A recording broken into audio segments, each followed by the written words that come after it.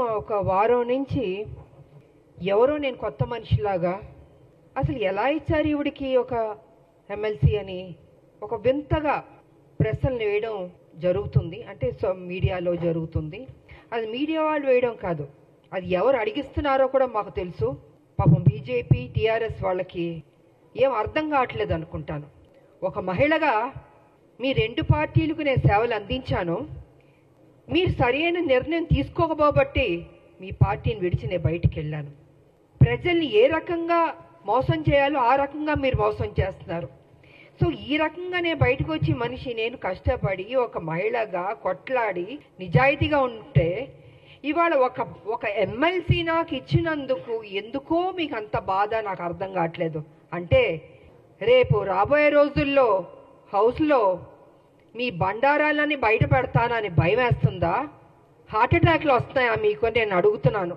కేసీఆర్ గారు మీ పార్టీలో నా పార్టీని విలీనం చేయించుకున్నారు, తల్లి తెలంగాణ పార్టీని. మీరు నా ఎమ్మట పడ్డారు కానీ నా పార్టీని విలీనం చేయమని నేను మీ పార్టీలోకి వస్తానని నేను అనలేదు. ఈ రకంగా మీరు నా విలీనం చేయించుకొని నా చేత పని చేయించి ఉద్యమాలు అన్నీ చేశాను, కష్టపడ్డాను. కానీ మీరేం చేశారండి? ఒక మహిళని ఏ కాంగ్రెస్ తెలంగాణ ఇస్తాం అని చెప్పడం జరిగిందో అదే రోజు రాత్రి ఏ మాత్రం గ్యాప్ ఇవ్వకుండా సమయం ఇవ్వకుండా ఆ ఆనందాన్ని నేను తీసుకోనివ్వకుండా 12ంటికి సస్పెండ్ చేశాడు కేసీఆర్. వాస్తవాలు మాట్లాడుకుందామండి. ఎందుకు వాస్తవాలు కప్పిపుడుచుకుంటారు?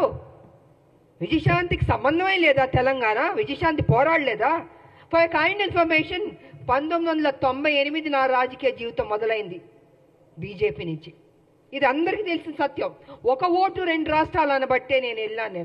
కానీ వాళ్ళు నిలబెట్టుకోలేదు. అందుకే బయటకు వచ్చి తల్లి తెలంగాణ పార్టీ నడిపించాను. నేను ఒక మహిళగా ఆల్మోస్ట్ 4.5 to 5 years నేను ఉద్యమాలు చేశాను. అప్పుడు కేసీఆర్ గారు ఎక్కడున్నారంటే ఆయన టీడీపీలో ఉన్నారు.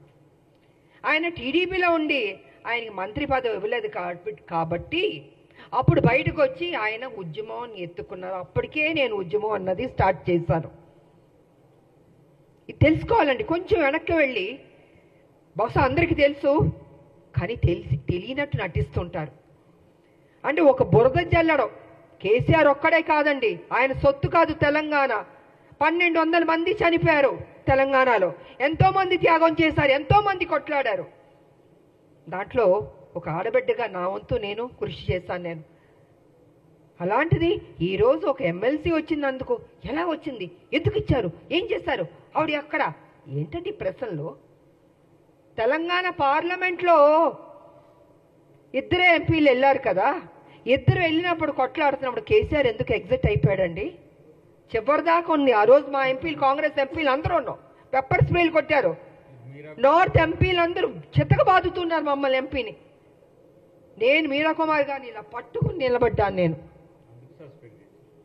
ఇంత చేస్తే ఇదా అండి మీరు మాకు చూపించే కృతజ్ఞత? ఇదా మీ కుట్ర బుద్ధి? అంటే మీకు బడుగు బలహీన వర్గాలంటే నచ్చదు దొర, మీ దొర బుద్ధి ఏదో చూపించుకుంటున్నారు. అందుకే నిన్ను దొర అంటున్నాను నేను. బడుగు బలహీన వర్గాలకి గౌరవం ఇవ్వడం నేర్చుకోండి. అదే బడుగు బలహీన వర్గాలు బీసీ కానీ ఎస్సీ కానీ ఎస్టీ కానీ మైనార్టీ కానీ లేకపోతే మీరు ఈరోజు ఈ పొజిషన్లో ఎక్కడ ఎలాగుంటారు? మీరు గతంలో ముఖ్యమంత్రి ఎలా అయ్యారండి? మీ దొరలు ఒక్కళ్ళే వేస్తారా? ఇంతమంది ఓటు వేయబట్టి మీరు ముఖ్యమంత్రి అయ్యారు, ఇంతమంది త్యాగం చేయబట్టి మీరు ముఖ్యమంత్రి అయ్యారు. అది గుర్తుపెట్టుకోండి దొరగారు. నిన్న వేయడం కాదు రాములమ్మ మీద, మీలా పిరికి బంధం నేను మాత్రం కాదు. గచ్చున్న మహిళని, త్యాగం చేసిన మహిళని, నా ఆస్తులు అమ్మి పెట్టాను తెలంగాణకి. ప్రతిరోజు మీరు నన్ను అవమానించారు, నాతో పని చేయించారు, నేను ఉద్యమాలు చేశాను. నా పార్టీ నా తల్లి తెలంగాణ పార్టీ ఉంటే మీరు హింస పెట్టి ఆ రోజు జయశంకర్ గారిని నా దగ్గర పంపించి విలీనం చేయండి అని చెప్పింది మీరు కాదా? నేను విలీనం చేస్తానన్నానా నేను? సరే, ఇద్దరూ తెలంగాణ కోసం కొట్లాడుతున్నప్పుడు వేరువేరుగా వెళ్ళకూడదని ఒక దీంతో పెద్ద మనసుతోటి నా పార్టీని నేను విలీనం చేయడం జరిగింది. అంతేగాని వేరే ఏదో ఆలోచనతో మాత్రం కాదు. ఎందుకు చెప్తున్నానంటే అసలు తెలంగాణకి విజయశాంతికి సంబంధమే లేదన్నట్టు మాట్లాడుతుంటే చాలా అసహ్యంగా కూడా ఉందండి. ఒక ఆడబిడ్డని మెచ్చుకోవడం నేర్చుకోండి. మీకు మెచ్చుకోవడం మనసు రాకపోతే నోరు మూసుకొని కూర్చోండి. అంతేగాని మీ ఇష్టం వచ్చినట్టు ఎందుకు ఇచ్చారంటే ఇచ్చారండి కాంగ్రెస్ ఒక ఎమ్మెల్సీ. ఆ ఎమ్మెల్సీ ఇచ్చినందుకు కూడా మీకు అంత బాధ వేస్తుంది బీజేపీకి, టీఆర్ఎస్ అంటే. మా రాజకీయ నాయకుల శత్రువులారా బంద్ చేయండి. మా ఉద్యమ నాయకులు మేము మిమ్మల్ని వదిలిపెట్టాం. మీరు చేసే మోసాల్ని తెలంగాణలో ఏ రకంగా మళ్ళీ మీరు ఎంటర్ అవ్వాలనుకుంటున్నారో ఇంకో విషయం కూడా నేను చెప్పదలుచుకున్నారు. బీజేపీ ఏం చేయబోతుందంటే నెక్స్ట్ స్టెప్, ఏ తెలంగాణ వ్యతిరేకించిన శక్తులు ఉన్నారో వాళ్ళందరినీ మొత్తం తిప్పబోతున్నారు తెలంగాణలో. మళ్ళీ బ్యాక్ టు స్క్వేర్ వన్ని తెలంగాణ తీసుకురాబోతున్నారంటే వాళ్ళ పెత్తనం ఉండాలి. వ్యతిరేకించిన శక్తుల్ని, తెలంగాణ ఉద్యమం నాయకులు ఉండకూడదు, తెలంగాణ ప్రజలకి ప్రాధాన్యత ఉండకూడదు, మళ్ళీ బాంచన్ని కాలు మొక్కుతాననే పరిస్థితికి బీజేపీ తీసుకురాబోతుంది. ఇది సత్యం, ఇది తెలుసుకోవాలి అందరూ. అందుకే ఎవరు ఉద్యమ నాయకులు ఉన్నారో వాళ్ళందరినీ తొక్కేద్దాం, వాళ్ళ నోటిని బంద్ చేద్దాం. వాళ్ళు కనపడకూడదు, వినపడకూడదు, మాట్లాడకూడదు. ఇదే కదా మాతో చేసింది మీరు. మీ పార్టీలో ఉంటే ఏం గౌరవాలు ఇచ్చారు? ఎందుకు మీ పార్టీలు బయటికి వెళ్లాల్సి వచ్చింది? వాస్తవాలు ఇదండి. ఆ రోజు మీ బీజేపీలో కొంచెం వెనక్కి వెళ్దామండి. నేను మొన్న బీజేపీలో ఉన్నప్పుడు ఒక విషయం మీరు గుర్తుపెట్టుకోండి.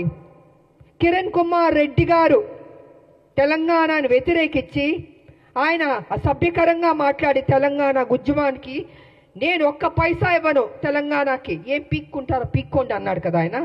అలాంటి ఆయన్ని, తెలంగాణకు వ్యతిరేక ఉన్న మనిషిని మన బీజేపీలోకి ఎంటర్ అవుతే నాకు నిజంగా ఉండబుద్ధి అవ్వలేదు. ఆ స్టేజ్ మీద నేను వాకౌట్ అయిపోయి వెళ్ళిపోయాను. నేను ఎవరంటే కిషన్ రెడ్డి గారి ఫ్రెండ్ ఆయన. ఆ రోజు నుంచి బీజేపీకి నా మీద ఒక కక్ష. అంటే వాళ్ళ మనుషుల్ని తెలంగాణ వ్యతిరేక శక్తికి వస్తే అక్కడ నేను బయటికి వెళ్ళిపోతున్నానంటే చూపించుకోకూడదు. ఎందుకు చూపించుకోకూడదండి? తెలంగాణని అవమానపరిచి తెలంగాణకి మేలు చేయని కిరణ్ కుమార్ రెడ్డి గారు లాంటి వాళ్ళు మిగతా ఇంకొకళ్ళు ఏమైనా ఉంటే ఎందుకు నేను వచ్చి మీకు ఎస్ బాస్ అని చెప్పాలండి? ఇలాగ అనేక కారణాలు ఉన్నాయండి. ఈ అనేక కారణాల వల్లే ఈరోజు విజయశాంతి మీద, రాములమ్మ మీద ఒక ఎమ్మెల్సీ ఇస్తే అయ్యో ఎందుకు ఇచ్చారు, ఎలా ఇచ్చారంటే పేపర్ వచ్చి ఇచ్చారండి. ఎలా ఇస్తారండి? సోనియా గాంధీ గారు ఇచ్చారు, అద్దంకి దయాకర్ గారికి ఇచ్చారు, నాకు ఇచ్చారు, శంకర్ నాయకర్ గారికి ఇచ్చారు. సో వాట్ అండి? కష్టపడ్డా అనుకుంటాం, కష్టపడ్డాం, ఆస్తులు అమ్మాం, తెలంగాణను కాపాడాం. ప్రతి నిమిషం కాపలా కుక్కలా మేము కాపాడుతామండి. కానీ మీరేం చేస్తున్నారు? 10 సంవత్సరాలు మీరు అధికారంలో ఉండి కేసీఆర్ గారు దోచుకోలేదా తెలంగాణ మొత్తం సొమ్ముని? ఇవాళ మీరు దోచుకోబట్టే కదా ఈ పరిస్థితి వచ్చింది. అది విడిచిపెట్టి కాంగ్రెస్ మీద నిందలేయడం, ఆయన చేసిన తప్పులు చెప్పడు, 7 లక్షల కోట్లు ఎలా తిన్నాడో ఖర్చు అయిందో చెప్పడు, ఎలా అప్పయింది చెప్పండి. నేను కూడా నా పార్టీ నేను అడుగుతున్నాను, సీరియస్గా తీసుకోవాలి సార్. మనం విడిచిపెట్టకూడదు. దీన్ని ఎంత దూరం వరకు తీసుకెళ్ళా? 7 లక్షల కోట్ల అప్పు ఎలాగైంది చెప్పమనండి. దాటవేయడం కాదు, నా మనిషిని మాత్రం విడిచిపెట్టకూడదు. నువ్వు ఉద్యమాలని చెప్పి నీకు చేతిలో తెలంగాణ పెడితే నువ్వేం చేస్తావు? 7 లక్షల 1 మినిట్ సార్, 7 లక్షల కోట్లు అప్పులు చేస్తామండి. మిగులు బడ్జెట్ నుండి అప్పులు రాష్ట్రంగా ఎందుకు వెళ్ళింది? ఎక్కడెక్కడి నుండి డబ్బులు తిన్నావు? కాళేశ్వరం దగ్గర నుంచి, ల్యాండ్ల దగ్గర నుంచి. నేను పిల్లు కూడా వేసాను, కొన్ని ల్యాండ్లు అమ్మేస్తుంటే పిల్లు వేసానండి నేను. ఇలా ఎన్నో జరిగినాయండి.